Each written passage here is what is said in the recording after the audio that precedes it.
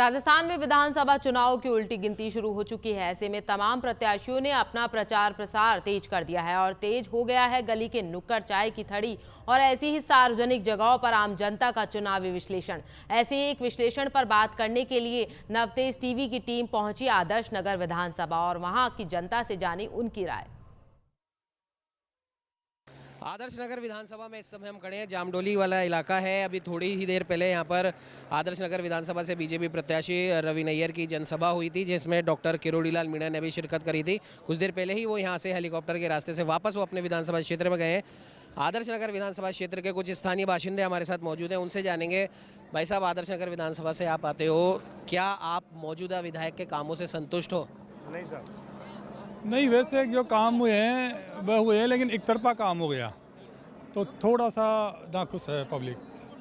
एक तरफा से आपका क्या मतलब? एक तरफा से ये है कि कई गांव डाणियाँ ऐसी है जहाँ पे काम ढंग से नहीं हो पाया, और बाकी तो अब जनता अपने हिसाब से है, कोई वह नहीं है। ऐसा कहा जा रहा है कि मौजूदा विधायक रफ़ीक खान ने जो उनके जो हिमायती हैं, उनके संप्रदाय से आने वाले जो लोग हैं, उनका काम ज़्यादा करवाया है। अब ये राजनीति है, इसमें सारी चीज़ें वैसे जायज़ भी है, और जो पब्लिक बोल रही है उसी को अपन सत्य मान के चले तो थोड़ा बेटर है, क्यों ये जनता जनार्दन है और ये सब सर्वोपरि जनता ही होती है। जनता के माध्यम से ही अपने को सारी न्यूज आती है और उसी के आधार पर धरातल पे जो काम हुआ है वो जनता बोलेगी।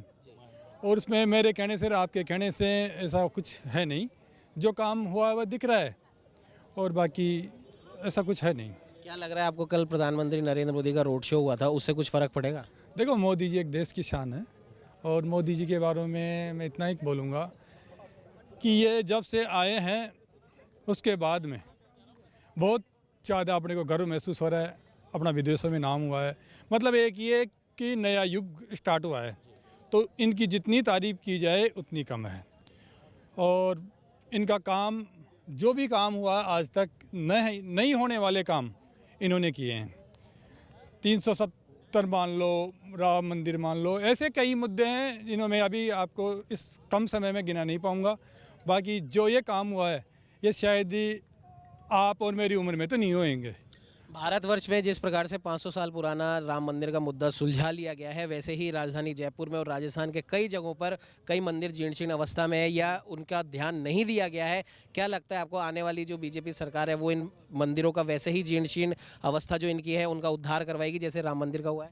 देखो, ये सनातनी धर्म है और इसकी रक्षा करना हमारा धर्म है, और इसमें जहाँ तक लग रहा है बीजेपी का पूरा योगदान भी है, सहयोग भी है, और पब्लिक भी चाहती है और बीजेपी भी चाहती है कि जहाँ तक हो वहाँ तक धर्म की रक्षा हो। और अपन भी अगर अपनी धरती माँ पर रह रहे हैं तो इसकी रक्षा करना अपना पहला फ़र्ज है। सत्ता आएगी जाएगी, सरकारें बनेगी गिरेगी, ये एक अलग चीज़ हो गई, लेकिन अपने धर्म को मानो, अपने धर्म पे चलो, और धर्म की रक्षा होना, कोई सा भी धर्म हो उस धर्म का अपमान नहीं होना चाहिए। कुछ समय से अपन सुन भी रहे हैं, देख भी रहे हैं कि काफ़ी जगह मंदिरों में तोड़ फोड़ हो रही है, कहाँ मूर्तियाँ खंडित की जा रही है, ऐसी कई चीज़ें निकल के आ रही है कि एक सुनने में भी अजीब सा लगता है। अब देखने वाले के साथ तो क्या बीतती होगी वो तो वही जानता होगा। मैं राम अवतार शर्मा, रूपा की नांगल, पंचायत सुमेल, आदर्श नगर विधानसभा क्षेत्र से आता हूँ। और वैसे मेरा तो एक ही मानना है, जितना हो सके उतना हिंदू धर्म, मुस्लिम धर्म, ईसाई धर्म, सब धर्म अपने हैं, इसमें कोई वह दोहराई नहीं है, लेकिन जहाँ सनातन धर्म की रक्षा हो, जहाँ सत्य पे चलने वाला मार्ग हो, उसको साथ देना अपना एक धर्म है। इस धर्म को निभाओ, इस धरती माता को ऐसे उद्गंडी पाखंडी कैसे कोई सा भी मान लो, उनसे छुटकारा पाने के लिए अपने को एकजुट होना पड़ेगा और उसी के आधार पे अपने को आगे वोट करना चाहिए। वैसे आदर्श नगर विधानसभा से आप आते हो, यहाँ पे जो भी मौजूदा विधायक है इस समय रफ़ीक खान जी, उनके कामों से क्या आप संतुष्ट हो? नहीं संतुष्ट नहीं है साहब। ये तुष्टीकरण की राजनीति करता है। इनका एक ही दलाल है, टाटा प्रकाश। जब भी कोई काम मांगने के लिए जाते हो कि साहब उनको लेके आओ मेरे साथ, अरे वोट तुमको हम आपको दिए या टाटा प्रकाश को दिए, किसने दिए? और जहाँ जामडोली में बस आसपास घर के आसपास ही विकास हुआ है, और इनके अलावा आप बता दो कहीं पे, अगर सुमेल पंचायत है, बगराना पंचायत है, अपने मुजफ्फरा पंचायत है, कहीं भी विकास नहीं हुआ है इस चीज़ का। वहीं घूम फिर के वहीं आ जाता है सब। कहने में तो ये भी आ रहा है, हालांकि ये बात कितनी सच है कितनी झूठ है तो आप लोग ही बता सकते हैं कि आगरा रोड और जामडोली का वाला जो इलाका है वहाँ पे रफ़ीक खान और उनके सहयोगियों ने अनैतिक तरीके से ज़मीनों पे कब्जा किया हुआ है। साहब भी बिल्कुल सही बात है, ये कब्जा किया है इन्होंने। और मेन ये है कि हमारे को भाई संतुष्टि है, हमारे को इस भाई काम चाहिए, हमारे को पानी है, बिजली है, रोड है, ये काम चाहिए हमारे को। जब इनके पास जाते हैं तो बस ये बोलते हैं कि साहब उनको लेके आओ। हम तो ये व्यक्ति टाटा प्रकाश, ये टाटा प्रकाश है यहाँ पे जो अपने आप को समाज सेवी जो टर्मिनेट हो गया अभी वो है। तो अब आने वाली सरकार से, बीजेपी से या फिर रवि नैयर जी से क्या आप चाहते हो? हमें अपेक्षा ये करते हैं कि इसके अंदर डायरेक्ट ये हमसे बात करें और हमारा कार्य करें, हम इसमें संतुष्ट हैं। हम बस आदमी को क्या चाहिए, रोड चाहिए, बिजली चाहिए, पानी चाहिए, उनसे आगे अच्छा व्यवहार करे, हमारी मांगों को उन्होंने माने, यही हम चाहते हैं। कुछ और लोग भी हमारे साथ हैं। भाई साहब क्या कहना चाहोगे आप? मैं इस बारे में यही कहना चाहता हूँ कि हमारा देश जिस लेवल पे चल रहा है, शायद आने वाले 20 सालों बाद में हिंदुस्तान 1 नंबर देश हो जाएगा। सब देश इसके पीछे रहेंगे, जैसे अमेरिका हुआ, चाइना हुआ, ये जो जिनके पीछे पीछे चलते थे आज वो हमारे देश के पीछे चलेंगे। और हिंदू धर्म एक ऐसा धर्म है, इसकी रक्षा करना हमारा परम धर्म है।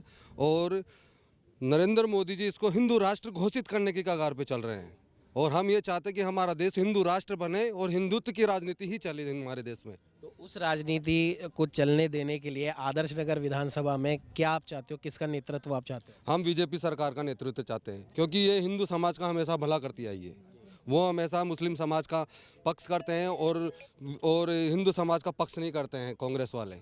उन्होंने हमेशा ही हिंदुओं को दुत्कारा। हमारे कई बंदे गए हैं जैसे रफ़ीक खान साहब के पास वहाँ पे, तो ये जो भगवा कलर का मफलर था वो भी उतार के जाना पड़ता था वहाँ अंदर जाने के लिए, कि आप भगवा कलर का वो मफलर बाहर उतार के आओ, उसके बाद आपकी एंट्री होगी, नहीं तो वहाँ एंट्री नहीं होती थी। ये कहानी थी वहाँ पे। लेकिन अभी तो रफ़ीक खान दावा कर रहे हैं कि आदर्श नगर विधानसभा के हर एक व्यक्ति तक मेरी पहुंच है, हर एक व्यक्ति के मैंने काम करवाया। भाई साहब कुछ नहीं, पैसे से वोट नहीं खरीदा जाता। आज का इंसान पढ़ा लिखा है, सब कुछ समझ चुका है, किसको वोट देना किसको नहीं देना। पैसे मतलब ये है कि ना तो बीजेपी खाने को देगी ना कांग्रेस खाने को देगी। जो आदमी शिक्षा, सुरक्षा ये अगर हमें देगा हम उसको सपोर्ट करेंगे। ये कुछ निवासी थे हमारे साथ आदर्श नगर विधानसभा के। इनका साफ तौर पर कहना है कि जो भी शिक्षा, सुरक्षा, स्वच्छता और विकास की बात करेगा हम उसे वोट देंगे। और इन 4.5-5 साल में हमने स्थानीय लोगों के हिसाब से इनका ये कहना है कि इन 4.5-5 सालों में तुष्टिकरण की राजनीति जो आदर्श नगर विधानसभा में देखी गई है, अगर आपके शरीर पर भगवा कलर का कोई भी कपड़ा है, दुपट्टा है, तो उसे भी उतार कर ही आप रफ़ीक खान के घर के अंदर घुस सकते थे, वो आपकी बात सुनने आ सकते थे। लेकिन अब इन लोगों का साफ तौर पर कहना है कि इन्हें उम्मीद है कि सनातन धर्म की रक्षा के लिए और राजस्थान के अंदर एक बार फिर से एक समानता की राजनीति करने के लिए, एकता का जो वातावरण पहले था जो इस समय दिखाई नहीं दे रहा है, उसको वापस स्थापित करने के लिए बीजेपी का सरकार में आना जरूरी है। और इनका साफ तौर पर यह कहना है कि आदर्श नगर विधानसभा से रवि नैयर को ये भारी बहुमत से जिताएंगे। सहयोगी कैमरामैन अजय के साथ उमंग माथुर, नवतेज टीवी, जयपुर। देश और दुनिया की हर बड़ी खबर के लिए सब्सक्राइब करें नवतेज टीवी और पल पल के अपडेट्स के लिए बेल आइकन को दबाना ना भूलें, क्योंकि आपकी खबरों का भरोसेमंद साथी है नवतेज टीवी।